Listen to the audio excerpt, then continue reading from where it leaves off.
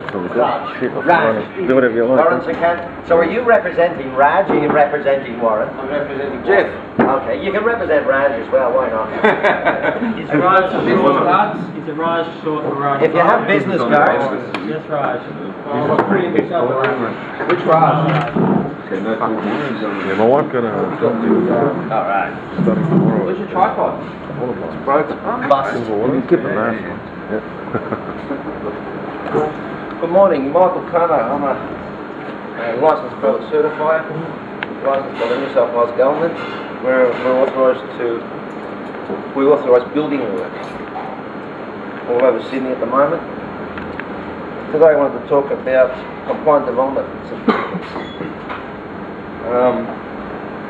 Compliant developments, or CDCs we call them for short, have to comply with standards and restrictions of the Exemplar Compliant Development Codes SEP 2008. SEP stands for State Environmental Planning Policies. So what happens is, if a person wants to get an extension done as a compliant development, they need to provide really a set of plans and a 149 certificate. I've got one. I've got an example here from Hornsby Council for a house in Asquith. So the main point that I want to make about this particular 149 before I pass it around is, put my glasses on, can't see, that this particular block of land has landslip affectation, bushfire affected, tidal inundation affectation, acid sulfate soil affectation, and land contamination affectation. So basically I can't approve a CDC for this particular block. It's actually got to go to council, and the council will determine whether the extension can be done or not. That's a copy of the plan, which is actually inadequate, because we need a site plan, we need a plan, we need elevations, we need sections. In any case, I did tell the actual client that she's actually a draft person, that it can't be a CDC. Just like to pass that around. So how do you discover, do you do searches and discover all those things are relating to that site? Or no, the client has to actually pay for this. It comes from council. This particular council charges $53. It's only what we need minimally, which is the section 149 bracket 2 certificate, because the more complex certificate, bracket 5, will cost a bit more money, but all we need to know is written in this particular certificate from council. so they go to council, and surely if they see this they would think, oh geez, or to council not tell them, well, it's not going to happen without you coming to us now? No, they just give them the certificate, because you pay for the certificate. Okay. And it takes a bit of time to get your head around it. But that's my job, to analyse the 149 and determine whether the particular application can be a CDC or not.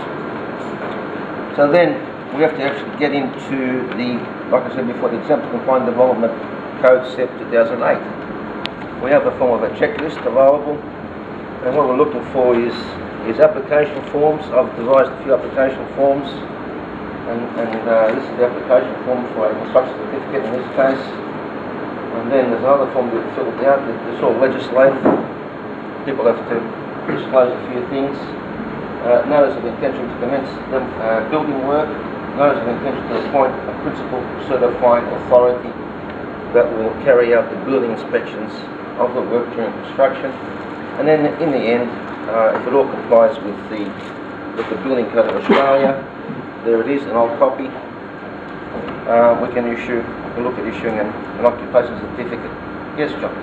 Just a quick question.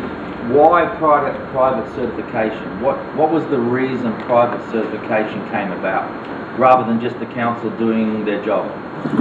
I think it was instigated in the mid-90s because of the fact that it takes too long oftentimes to get an approval through council. Some councils, possibly 3 months, possibly 6 months. It actually takes too long. So they've streamlined the process New South Wales Planning has streamlined the process by, starting from 2008 for example, they started the Exempt to Comply Development Code, which outlines the standards and restrictions, and I just wanted to run through them. And if it all complies, basically we've got to tick every box. The drawing, the application has to tick every box in the legislation. As if it was a council application. Sure. So as a council inspector, Yeah. rather So- than the private certifier. Correct. So if it doesn't tick every box, then it actually has to be presented to council for their determination. That's the way it works. Okay, so, And basically, we're a faster service.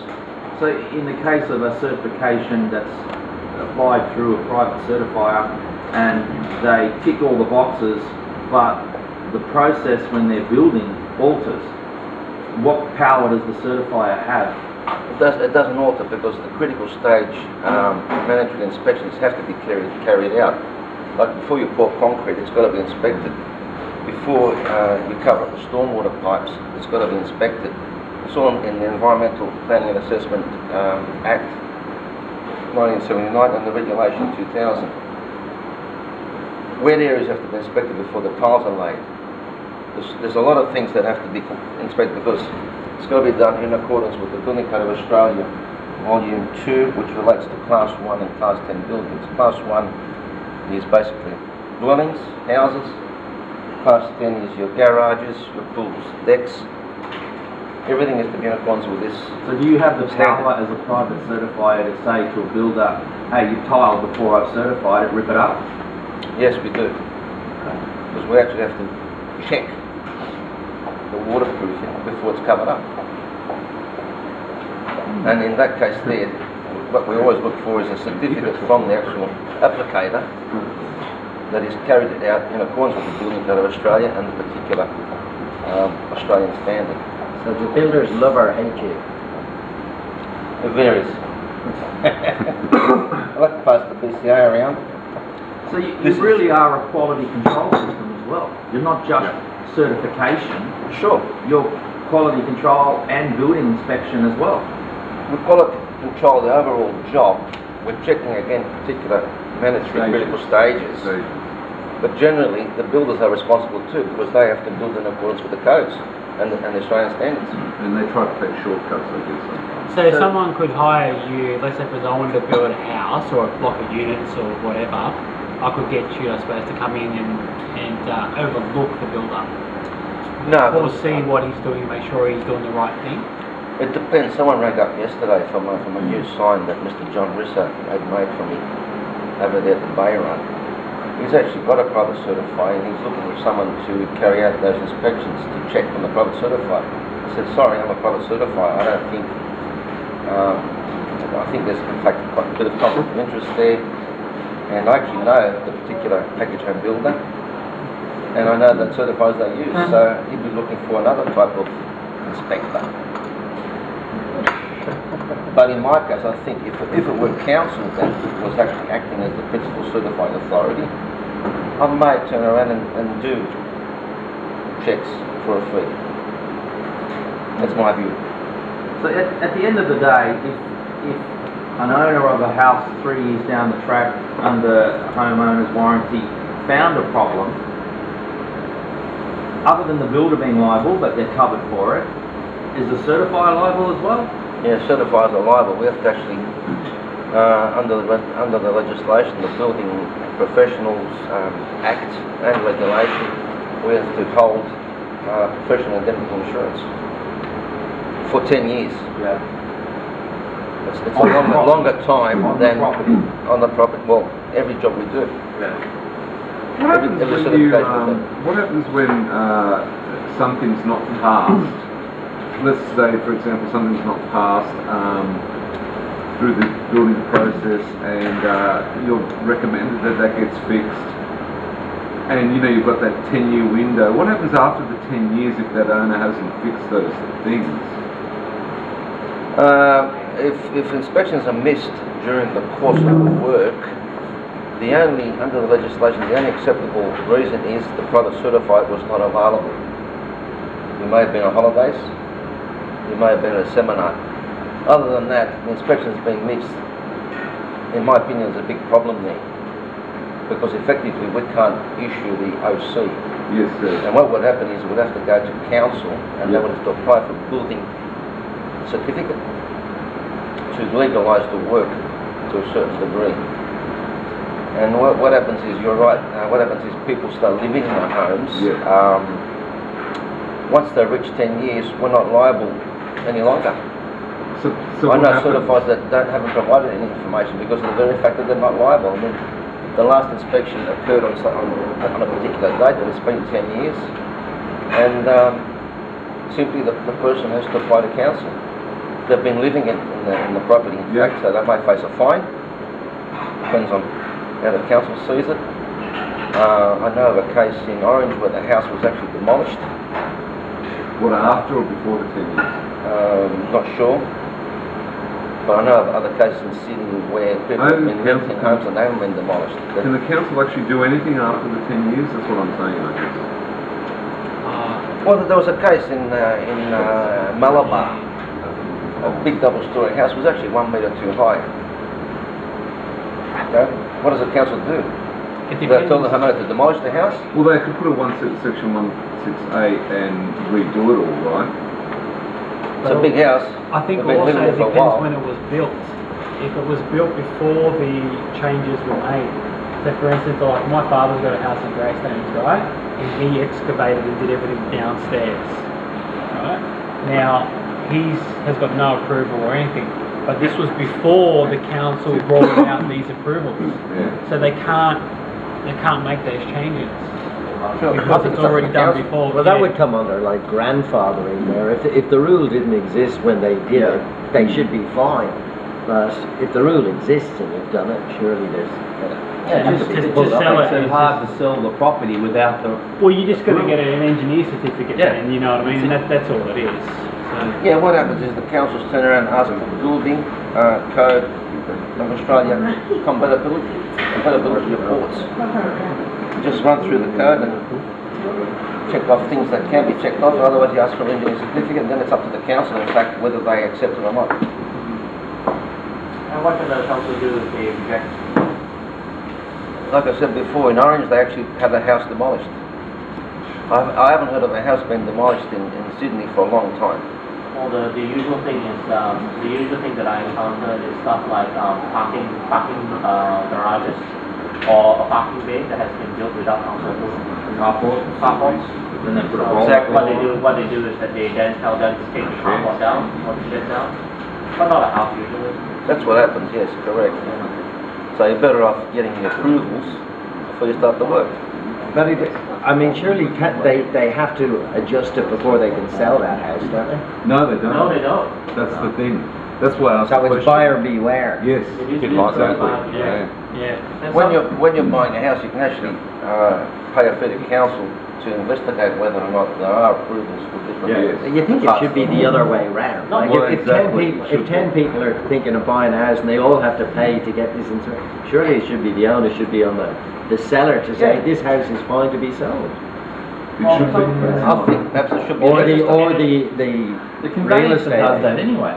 Yeah. And it depends No, if it's in they don't. It depends No, if it's they in an don't. auction as well. How can If we- it's for how sale can or we tell? auction. We can't tell from the documents that that's actually been an alteration. That's We don't right. actually be on the site. Who arranged the building inspection? I'm sorry, Michael, we're taking what you're That's all right. We Well, it is interesting. Okay, then who sees the building drawings? Nobody. Nobody. They're in council. You've Yeah, got to in actually council. submit to get that. You've got to do that yourself. As an interested party. Well, that's not the conveyancer. No, it's not got nothing to do with conveyancing. That's not it. Nothing to do with I don't know conveyancing. about that. I reckon It's it's Great for not. nothing. The conveyancer building just looks at inspector, the conveyancer land, does and the the building legal placed on process that to sell land. you On the land, It just so yeah. happens that the building is on the land. So what's Almost your like that. what's your view and opinion on that? What we're discussing now, Michael? I think, you know, a lot of work is done. A lot of people don't get approvals, whether it's from council or from home certifiers. I think there should be a government register to indicate whether a house has had any work done on it. It should be available to the public, and a person can make up their mind before they buy a house. Yeah. That's what should happen, I think. You've got home improvement companies doing work at one price with council approval and one price without council approval, right? Openly, because the improvement that you're doing doesn't actually need council approval. But when the time comes to sell your house, it should be on your drawings. Otherwise, you're looking at your house going, well, where's that back veranda? Technically it does, because there's a part in the exempted confined development set that relates to internal alterations. There's the housing code for general building of a house or an extension. There's external alterations like changing a window or two. There's even internal alterations. So technically, a person should submit an application to council or a private certifier for internal work. Internal work. They should. Internal work. They should. Well, if you knock down one of the supporting walls without realising it, then go and sell the house. They should, but they don't. It doesn't happen often. Yes, correct. Or your roof's laying on your floor. So I just Same wanted thing to. with like people put pergolas out the back, and they're supposed to get a certificate for that as well, but they don't. That's correct. What I've always said that for pergolas and decks, it's like an Australian dream. So if it's actually not approved, a buyer may not be too concerned about it, really. But like So I said that before, comes back to that whole buyer beware situation. certainly yes, correct. Well, the building inspector can sometimes assist, because when it comes to these sort of things, sometimes it's very easy to spot what is actually in operation. So the thing that looks the dodgiest. Oh, absolutely. The bit that hasn't been painted yet. But it's still The owner building, still buyer beware. so the building inspector will just make the recommendation to To the double check whether the pergola is actually legit. that's right. And then the inspector can say, well, you've built this, I have we done want a 20 pre-purchase grand building less, inspection and the myself. person will say, Yeah, I know, yeah, I've already you factored can. that into the price, you know. So. Yeah, we can do that. But it is a limited inspection really. Okay. All right, just a couple more points. With what we call CDCs, the principal certifying authority has to ensure, or the issue actually of the CDC has to ensure that people do not build on easements. So one thing I request is, how do you find out if there's an easement on the property? Get a certificate of title. Get a copy of the certificate of title, which will tell you if there's any easements or if there's any what they call Section 88 restrictions. Section 88 restrictions to, like in North Kellyville, in certain development areas, the homeowner has to provide a rainwater garden. It's actually written into the actual certificate of title. Or where my house is in Haberfield, because it's an old house, about 100 years old, the covenant says that if you're only allowed to use fibro, asbestos product, at the rear of the building. Not allowed to use fibro like at the front or the front sides of the building, only at the rear.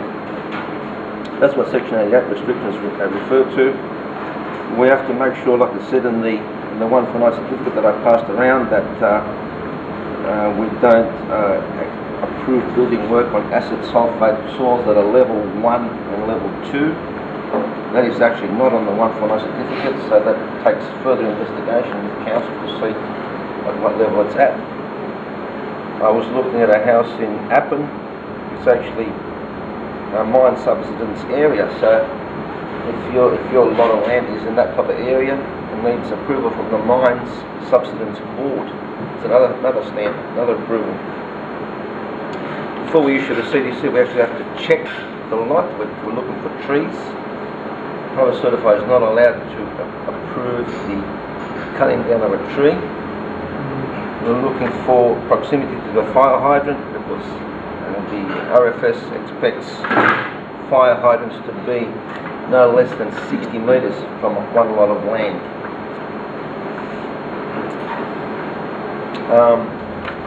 With the CDC, there's a lot of restrictions. For example, the lot must be 6 metres. Someone wants to build a house in Leichhardt and the lot of land is only 4.5 metres. It can't be a CDC, it's got to go to council. Site coverage. If you're generally, the size of land of lots is 450 to 900 square metres. So that means the footprint of the house must not be more than 50% of the size of the land. There's maximum floor areas. Again, if it's the block of land is 450 to 600, then the actual both levels of the house, if it's double story, both square metre levels must not be more than 330 square metres. If the house is actually more than 300 square metres on each floor level, then again it's got to go to council. Wind it up there. Breakfast to come out. Do you contract to council? Some certifiers do. Have you I tried? don't yet. Yeah, have you tried doing that, or is it something that you want to do? I think it's a matter of knowing the people. Managing the council. Get that, to but get is in it there. something that you want to do? Sure, why not? Okay. I know one certifier that does for the Sutherland Council. Yeah, he I contracts find a with lot them. of private certifiers are actually ex-council employees that left the council and now they're working for the council. But if you want to wait for the council to do it, is it cheaper will they do it free, or will they charge, but they don't charge as much as a private certifier, or you get it done quicker? Every council has a schedule of fees. I remember one certified telling me a DA consent from council, and then if they get a construction certificate, is the same as a CDC approval. So technically, a CDC, if it complies, should end up being cheaper. Okay. Than going to council, I believe. Because with council, you've got two fees if you like. You have to get the DA consent. That was one set of fees. Then you have to get the construction certificate. That's another set of fees. Yeah. So really, it should work out cheaper this way. And I dare say, it's a faster service. Especially me, my service is very fast currently. I think that's where it boils down to. You can use the council, but it's private certified, it's quicker, and it all comes down to timing. So Because you can be in the council for months on end for a still have the CDC. council yellow or pink sign out the front of your property anyway? Like, so No. with the development application, you still get that yellow council notification? If it's not- With CDCs, what happens is, as of the middle of April last year, the legislation had a change that with new dwellings or extensions, if you like, if you're using the CDC path, neighbours have to be notified, because the government wants homeowners to talk to their neighbours about what they're proposing. Yeah. So what happens is, once we get an application for a CDC in relation to a house, for example, we have to issue notices to the neighbours, and it's 14 days notice, so we can't approve the actual CDC no sooner than 14 or 15 days. We have to give people time to think, and they can talk to the homeowner and things like that. Yeah. All right. Thanks, Michael. I think Thank you. We get the breakfast out. Even though there's a limited audience today. What after that? Hmm? Other than